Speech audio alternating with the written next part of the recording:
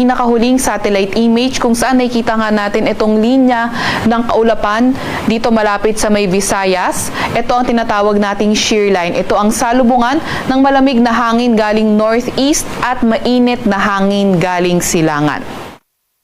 Ito namang northeast monsoon, ito naman yung amihan. So itong shear line, inaasahan nga natin makakaapekto sa Visayas at northeast monsoon makakaapekto sa may Luzon area. Itong shear line ay magdadala ng mga pag-ulan sa malaking bahagi ng Visayas, ilang bahagi din ng Bicol region at maliit na bahagi ng Caraga area. At cloudy skies with rains yung dadalhin naman na pag-ulan ng northeast monsoon sa ilang bahagi ng Luzon. Sa kasulukuyan, wala naman tayong minomonitor na low pressure area or bagyo sa loob or malapit sa ating Philippine Area of Responsibility. Gayunpaman, patuloy nating minomonitor itong cloud cluster sa boundary ng ating Philippine Area of Responsibility. Kaya patuloy tayong mag-antabay sa mga ilalabas na update